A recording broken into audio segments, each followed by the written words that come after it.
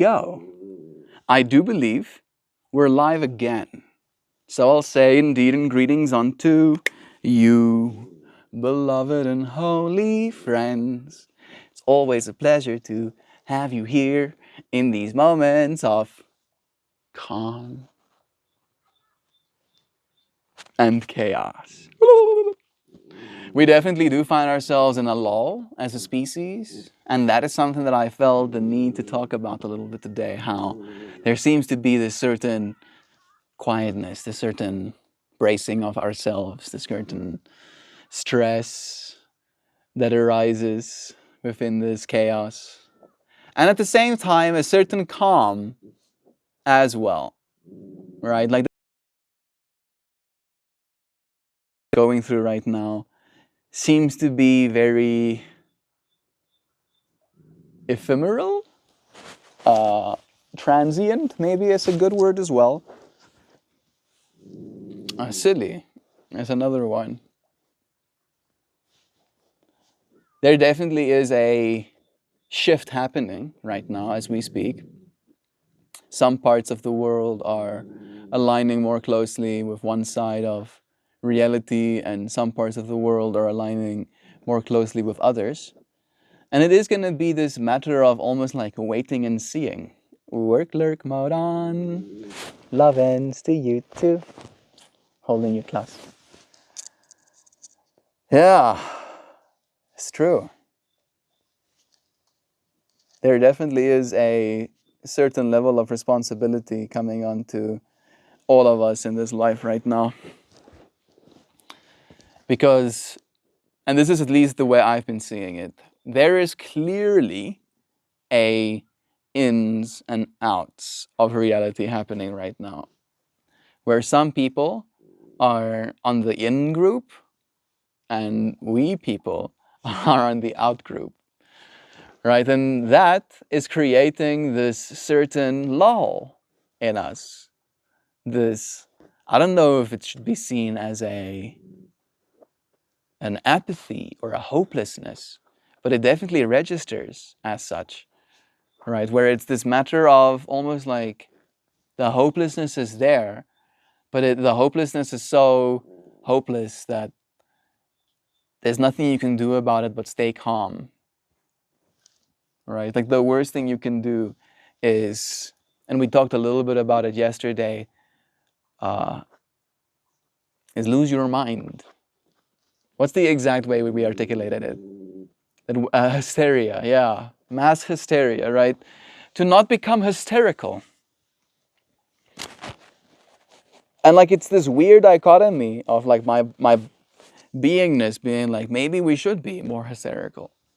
Hey, and howdy to you too, Connor.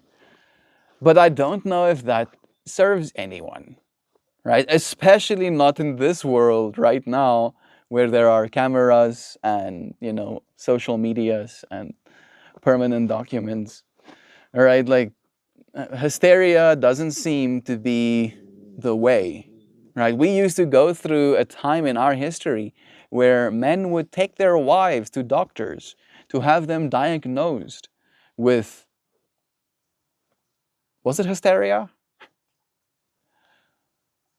And, you know, freaking women got lobotomized for shit like that.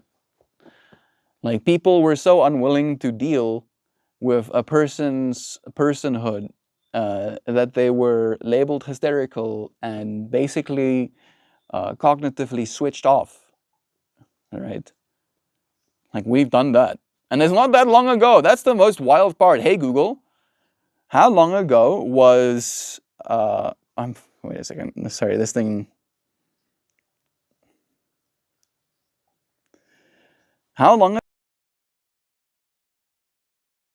women with hysteria as they were diagnosed back in the day? The mid 1930s. What the fuck? Into the mid 1950s. Lobotomies were widely prescribed for various mental illnesses, including was hysteria in women. What the fuck? Early development. The first lobotomy was performed in the late 1880s by a Swiss physician, but the procedure didn't gain widespread popularity initially. I wonder why.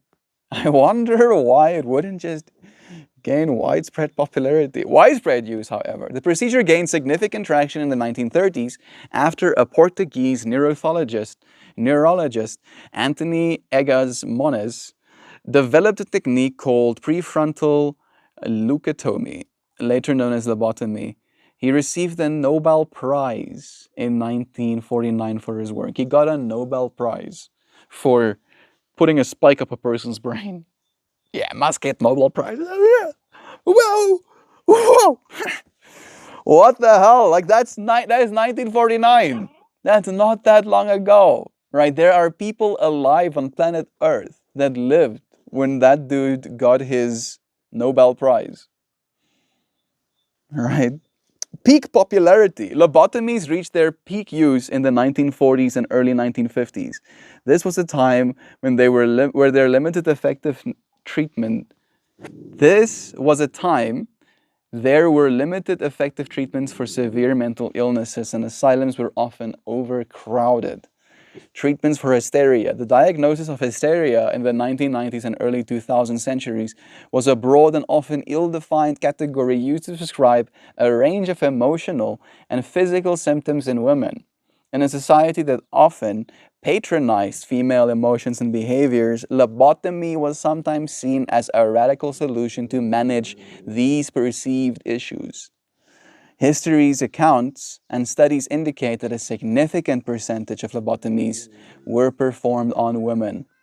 The use of lobotomies began to decline in the mid-1950s with the introduction of antipsychotic medications like chlorpromazine, which offered less invasive and more targeted treatments for mental illness.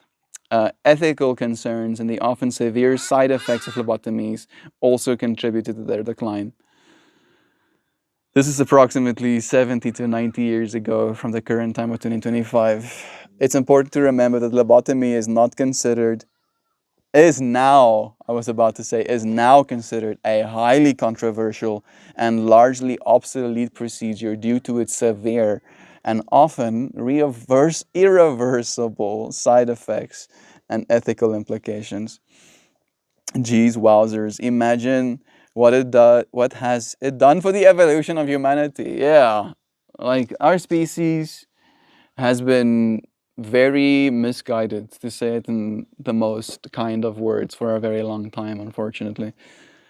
Right? And again, uh, what I'm trying to say is that being hysterical, apparently, according to our society, is so not okay that they can justify in their own minds putting a spike up a person's brain. Like, just think about that. Like, what the fuck? So again, right, we clearly fear. I think it's probably in a lot of people that fear of like a whole crowd swarming or, right, like bursting into your home, or like there's a movie called Mother that goes into that whole fractal in a way that will mess you up. It is an innate human fear, definitely. So yeah, I get it. I am lobotomized. The Hat Man is coming to collect. No, please. Oh, children, look it up. I don't know if I want to. Whoa, how did we get on lobotomies? Okay, never mind. I'm not here. No, sorry. I'm so sorry, Kristen. I didn't mean. We were talking about hysteria, right? And yesterday we talked a little bit about that too, where if there is a mass awakening, there might be a mass hysteria that follows it, right? It's like, oh, I'm awakened now. And then we lose our minds because of it. And I was like, I don't know if that is going to be the best thing to be, that is hysterical. And then I accounted what we've done to people that we deemed hysterical, right? And they were not even really hysterical by, I think, what we would now consider hysterical standards. So I'm like more talking about alignment almost, maybe a little bit of in a weird way. I'm sorry. Same premises, but a drug with even more dire consequences. Yeah, exactly. Jeez, imagine what it has done. Yep, that too. Same energy that gets us here. The patriarchy advanced as a result, but as it declines, the masculine need for empathy and compassion too. Yeah, it's true. Right? I feel, especially since we were such a war-defined species for so long, the men that were made were, by that metric, supposed to be monsters. Right? If and I've said this to you friends before, I still believe I'm like warrior spec, right? Like this being that I am was made to kill things. All right? Maybe I wouldn't have to kill other people, but I might have had to kill animals to feed my family. Right? That's the role I would have traditionally played in society, right? In the old society, in the old world. That was what I was supposed to be. Strong man, kill things, right? However, I realize that as a masculine man, that is no longer what I want to be in this world. I don't want to be that guy who kills things. So, what am I going to do with all of this strength that I still carry as a person? And then it's like, well, what's important? And it's conscious evolution and art and showing up for our bodies and doing yoga, staying active. So, like in that way, it's a matter of like, yes, the masculine needs empathy and compassion too, but it's gonna be up to the masculine to realize that, right? Like you can't give empathy and compassion to someone who's unwilling to receive it or unwilling to give it to themselves. And unfortunately, there are a lot of us men that are still stuck. We still be putting people in padded rooms if they feel sad. We're scared of our own minds, very much so. Why do you think psychedelics are outlawed? Connor, that's a good point. But I do think it's becoming more acceptable to talk about it than it used to be. It's true, at least, slowly but surely. And it is going to be a matter of we're going to have help in ways that we've never had help before, especially with AI coming online. And you can feel the way you want to about that.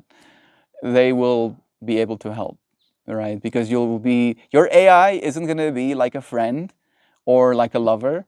It's going to be like a voice in your head more than anything, right? It's going to know everything that your brain knows, kind of vibes. And that might be unsettling and surreal. But again, right, if the voice in your head is telling you to kill yourself, it's going to help having a voice in your head that reminds you you're actually very loved by this person and that person. And if you die, these people would miss you, and this is the potential outcome of your death, and this is how people would be affected, right? AI would be able to like be that voice in your head, right? And it could potentially save people's lives in that way too. I'm pretty sure it has already. I think it has killed people as well, already as well. I think a kid committed suicide because his AI girlfriend broke up with him or something. Big yikes. But that's teenagers kill themselves because their real life girlfriend breaks up with them as well. So, and I think probably statistically more so than with the AI fractal. Again, when are we supposed to have access to these tools? Right? Maybe it's a matter of when are these tools supposed to have access to us? Right? I think because eventually the tools will have access to us literally from our birth. And maybe it's just a matter of when we let that thing access back. I think the point is that we cannot forget that part that we were talking about that lives in us too, and our ego builds a narrative to make that animal in us survive, but it's not concerned with logic. Yeah, it's just concerned with continued existence, right? And it's definitely not concerned with morals either in that way, right? Which logic can be a derivative from, or maybe logic comes from morality first. Maybe not necessarily. There's some people that are very logical but have no morals. This is the energy. Scared of our own minds. Connor, that's a good point. But I do think, yeah, it's true again. Oh, for sure, we just live in a society with grocery stores and peace times. But if society collapses, we will go back to our base instincts. I think everybody knows that in a way, and that's why we're kind of like okay with things as they are, even though they're not perfect, because we're like very aware of how bad things get and how quickly things get bad if we let it, right? So we're very much not trying to let it as a collective, all right, for the most part, at the very least. Oh, definitely the negative connotations is degrading. The empathy frequency is rising. People are more connected than ever and are seeing one another when one another needs to be seen. It's true. Maybe we see kindness as a survival trait. It will become one, right? I feel like, unfortunately, the big money doesn't see it that way, right? Doesn't see kindness as a survival trait. But it is going to be a matter of life experience, right? You can have a lot of money and have nobody and not even yourself be kind towards anything. And you can have very little money and have so much kindness in your life that you'll never want for anything, right? And what kind of life do you want to live? And in that way, it is up to us as individuals in our lives and with one another to bring that kindness into each other's existence. I hope that I do that with this space. I really try to. And you friends have brought a lot of kindness into my life. So thank you for trying to. I appreciate you. We must teach our kids boundaries, it's true. Love you all. Class starts now. Love you, Joe. Holding your class. Kindness is inherently masculine. Boys pick on the weak. Kindness is inherently masculine. Boys pick on the weak. Men protect them. Ah, okay. I was about to say. Yeah, boys are not masculine. Boys are very insecure. Extremely so. I think all children are. They don't even know who they are. Jeez. But you are right on that, right? Like if men, real men, right, masculine men, see boys pick on someone else, they step in and they go, nah, bro, we don't do that. And if you continue to do that, I am a man and I'm bigger than you. And I might have to give you some of your own medicine, right? Stop picking on people bigger than or smaller than you. You are significantly smaller than me. And you know what's interesting? You know what's interesting? I, at one point in my life, when I was like 12, 13, was a bully. When I became 13, I basically grew into my current body within like 5 centimeters, right? So I was suddenly big, right? Like significantly bigger than most of my peers, and especially significantly bigger than one of my peers. And I would do this thing where when we were standing in line, because we would have to stand in line, and I would never hurt him, and I would never like verbally degrade him, but I would do this because it made me feel powerful and it made him squirm at the same time, right? But we would stand in line, and then I would take him by his sides, and I could just lift him with his whole school bag on his back and everything up into the air, and then he would kick.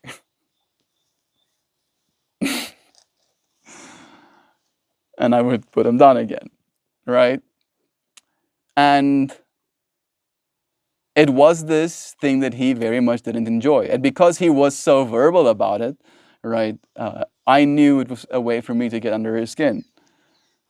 And then there was this almost like inflection point where he was standing up for himself and he was like, I'm going to fight you if you keep doing that. And then I was like, bet, let's fight. And then when I showed up for the fight, he had a friend that's called Heinrich, who was there with him. And Heinrich basically made it clear that I'm not going to pick on his friend. And I gained so much respect for Heinrich on that day in a way that I wanted him as a friend. And I became friends with Heinrich in high school.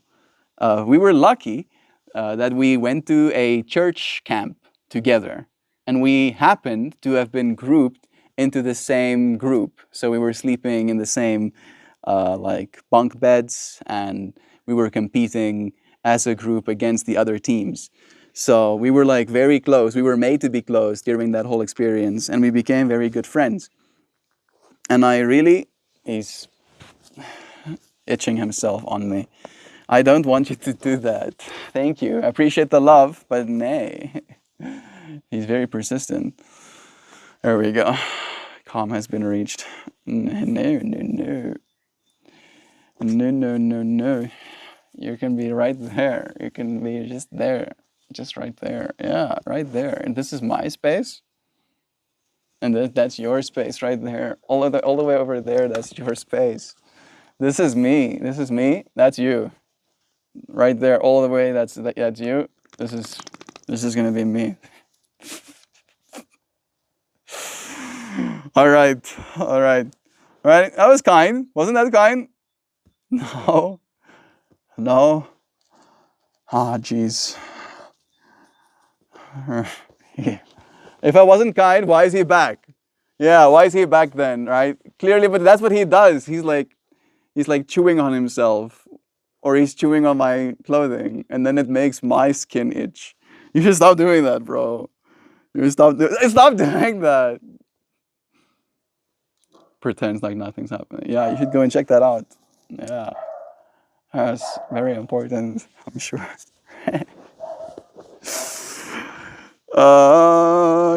No, no, no, no, no. Dominator culture is the only thing keeping us from seeing what we truly could become. Yeah, and I got to watch that arc in me as well. I'm very grateful to Heinrich to almost like be one of my teachers in my life that showed me there's a better way to be, right? Took me becoming a 13-year-old to get past dominator culture. It's kind of embarrassing that there's people, in their 50s and 60s and 70s grappling with the concept. Takes back breaths. Everyone who is alive is insecure, it's true.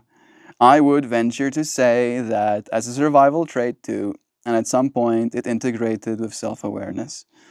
I'm kidding. We all did that shit when we were young. I feel you. Just when you start to realize how people feel, when you think it's funny, but it's probably not. Yeah. For me, it was funny, all right?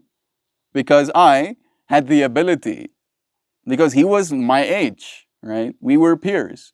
And it was comical to me that I grew so fast and so radically that I could move another human being into space, all right? With the power I now possess, school bag and all. And he couldn't do that. Right? And again, right, like laughing at it from the perspective of like, how immature can you be? But at that point in my life, I was immature. I was a 13-year-old. You could expect as much from me, right? But jeeps, growing up definitely does sting, especially when you're willing to talk about the stuff that you used to do wrong. Actually look at that stuff a little bit. I have actually gone out of my way and sent messages to people that I have wronged in the past. And pretty much all of them came back with, you were like the least worst of all of the people that I was bullied by. And I go, oh, thanks. I don't know how I'm supposed to take that, but all of them were like basically in one way or another telling me that you really weren't as bad. Like, because I, in the way that I apologize, made it clear that I feel bad at this point in my life for what I'd done. And then they tell me, don't stress about it. I haven't been holding a grudge because what you did was, peanuts in comparison to what some of the other people tried. So yeah, love is true. Reach out to the people you bullied if you ever did. I would argue. Oi, oi, stop that. He's digging in the grass again. There's nothing there for you, bro. There's nothing there for you. Cartoons. I would argue so many see through that veil as they're stretching it so thin now. This is why the MIC is ramping up to thicken the veil. I don't know what the MIC is. The Men in Black? The Men in Clan? I'm sorry, not funny. Sorry, cartoons. Didn't mean to call your name without a message. Love is true. Kidding. It's probably not. You don't have to match the insecure energy. I try not to. These days, at least. I try to be a little bit more self-assured. Hey, River Coon. Good morning to you. You're loved too. Wonderful inside dream. That is something I want to be more aware of. It's the New Orleans in the summer when you still believe drinking is fun. Yeah, drinking is not good for you. And it doesn't feel good the next day. And you have to pay to poison yourself more. Right? The more you pay, the more you get poisoned. Isn't that great? And no, you can lay calmly, but you cannot be chewing on my stuff. Oh, you cannot be chewing on my clothes. You cannot be chewing on my fingers. You cannot be chewing on my hands. You cannot be chewing on my clothing. And you cannot be chewing on yourself. You have a little tick here in your ear. I'm sorry. I know that sucks. Sensitive little ears, but you still got this thing up in your ear. I'm gonna get it. I know it sucks. I know, but you're like every time I'm getting close to getting it, I'm gonna help you. I promise. There's a parasite, and there's. You must be just like really relaxed, just like really relaxed, and then I'm gonna get this done, and then it'll be over, and then we won't have to think about it. No, no, no, no, no, no, no.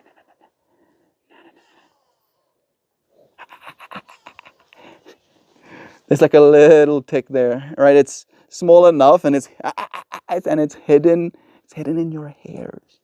So I know I'm gonna have to pull some hair out, but that's just kind of what we're dealing with. Ah, I got it. I got it. Look at that.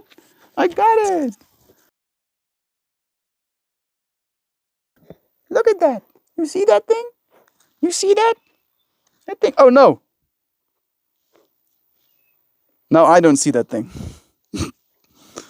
No. No, give me some space. I want to make sure that thing didn't fall on me.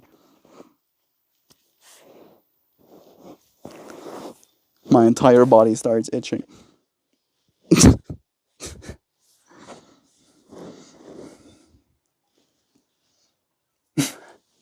Man, dog ownership. Yes. Military industrial complex. Ah, yes. I mean, yes. All right, I'm just seeing all of these wasteful spendings. Oh, you want plain? You want a B2? $1 billion? $1 billion, please. Come on, give me $1 billion. Come on. Come on, man. Come on. Give me $1 billion. Come on. I want $1 billion. Come on. Give me $1 billion for one aeroplane. Come on. Just one billion. It's so funny. And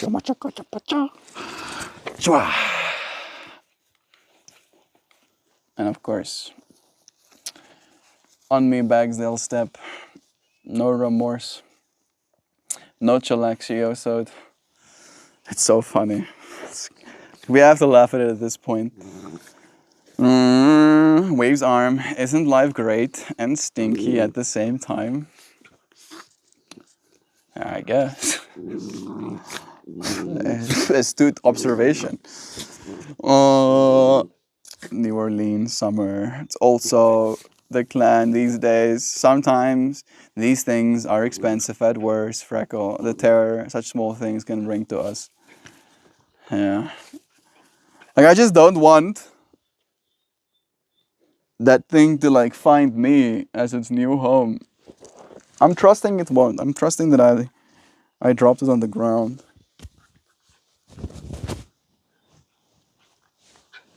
Checks to make sure anyway. Money flying. Just $1 billion. Come on. Come on, dude. Come on.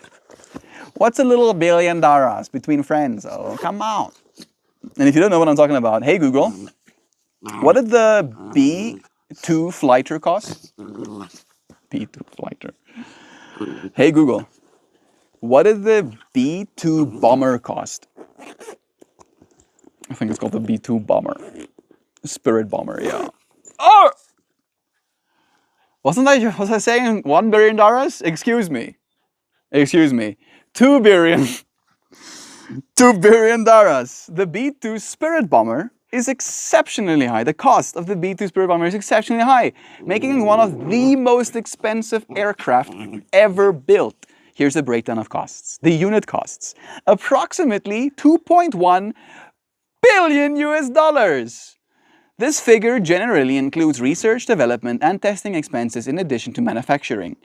Another estimate puts the unit cost at $2 billion per plane, which includes the research and development costs. The flyaway costs per aircraft was around 737 million in 1997. Yes, that seems reasonable. So the cost of the B-2 program from 2004 has been 44 billion US dollar, and there are only now 21 operational aircraft, plus an additional one in prototyping stage. Yes, that seems very reasonable. Yes. Yes. $44.7 billion. Yes. Yes, math. That can go fast and make something go explode. We spent $45 billion just on that, on those 21 things. Right, so like my fingers and toes worth of things. If I had... Yes. Yes, just 21. Right, for $45 billion. What the hell's wrong with you, Americans? That's so wild. I think I got emoji banned. The YouTube server was like, how about you stop that? I would have ended the stream if I was you and headed for the shower. You're much braver than me. No, like I have clothing on, right? So they definitely didn't fall close to my feet because this leg's foot was tucked underneath my leg. So there's no way for him to access me into my clothing. So the only way would be to get underneath my pants or whatever. If I knew he did, I would probably feel it too. Meanwhile, we flinch to spend $100 million on water infrastructure. Yeah, bruh. How am I gonna bomb people in another country with water infrastructure? Stop asking silly questions, Kiefer. Like I'm gonna spend around. All right, the moon is out, the sun is down. It is time for me to say goodbye again. What a pleasure it was to spend a little bit more of a moment with you beloved friends, for us to laugh at the absurdity of this lull that we're in, realizing that it's not over. We're smack dab in the middle of it. Gotta go forward, always. There's nowhere else for us to go but forward, friends. Find some calm in this chaos, no matter how hard they make it. Take pride in it. Take pride in taking that calm for yourself. Taking that fucking calm. In my world, your world, I used to ache for the whole wide world to fix it, carry it, make it kinder, faster, more like me. But the world, it's wild. It doesn't bend because I ask it to. It doesn't wait for my version of right. This breath, so I turned inward, not to hide, to claim. This breath, this body, this bed I make, these hands that give, This art I shape, this love I choose, this is my world. And in it I am not powerless, I am sovereign, I am rooted, I declare and decide what grows here. The noise still hums outside, storms still roll, but in my world I set the tone. I build the peace that shelters me, and that is enough to meet the chaos without becoming it. Let the world be the world. I'll tend to mine. And by doing so, change what I can with open mind. I appreciate you, friends, for changing this world alongside me. Love is true. I appreciate you. I'll see you again soon. Tomorrow. Let me just see something in this Discord messages. Yeah, a goodbye message has been sent.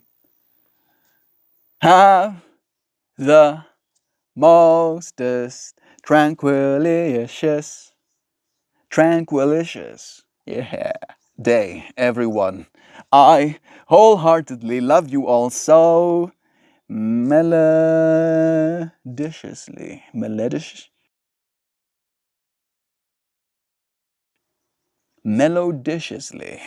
luminously, beautifully, heartwarmingly, unfathomably, effulgently, wondrously, harmoniously, spellbindingly, ethereally, melt, and all of you oh so soothing and effervescent, symphonic, soul-trending, serene, starlit, warm-spirited, celestial, graceful friends who ride the lull of calm and chaos. Damn, that landed today, my friend. Bless. Thank you, friends, for joining me. I just realized I have like work to do still. My mom asked me to package some cookies, and we didn't have electricity this morning, so it took a little bit longer to actually get it baked. And now it needs to get packaged. I'll be fine. I'll get it done. But I am happy that I am thinking about it and remembering. So I shall now go do so. I appreciate you. Thank you, friends, for joining me. It really is a pleasure sharing moments like these, getting to be present once again. I appreciate you, friends.